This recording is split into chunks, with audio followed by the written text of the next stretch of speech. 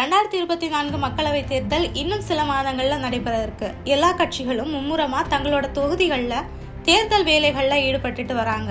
அந்த வகையில வரப்போற நாடாளுமன்ற தேர்தலை சந்திக்க திமுக 3 குழுக்களா நியமிச்சிருக்காங்க. எப்பவுமே தேர்தல் சமயங்கள்ல திமுகவோட தேர்தல் அறிக்கைகள் மக்கள் மத்தியில வரவேற்பு பெறும். இந்த தேர்தல் அறிக்கையை தயார் செய்யறதுக்காகவே ஒரு குழுவை திமுக பொதுச் செயலாளர் துரைமுருகன் அறிவிச்சிருக்காரு.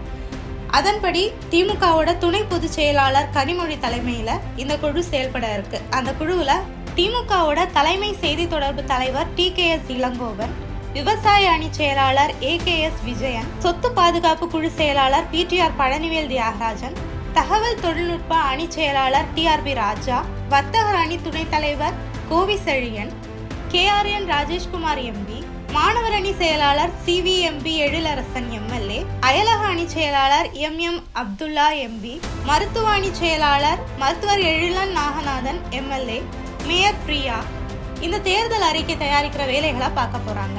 அடுத்ததான் நடைபெற இருக்கிற நாடாளுமன்ற தேர்தலுக்கான கழக பணிகளை ஒருங்கிணைக்கவும் மேற்பார்வையிடவும் ஒரு குழுவை அறிவிச்சிருக்காரு திமுக தலைவர் MK ஸ்டாலின்.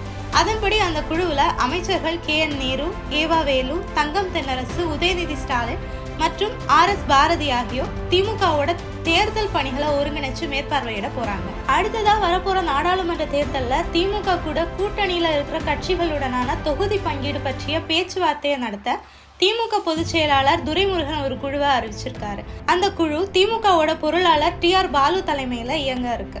அந்த குழுவுல திமுகவோட முதன்மை செயலாளர் KN நேரு, திமுகவோட துணை பொதுச் செயலாளர்களான பெரியசாமி, பொன்முடி, ராசா மற்றும் உயர்நிலை செயல் திட்டக்குழு உறுப்பினரான MRK பன்னீர்செல்வம் ஆகியோர் தொகுதி உடன்பாட்டுல கூட்டணி கட்சிகளோட பேச்சுவார்த்தையில ஈடுபட போறாங்க.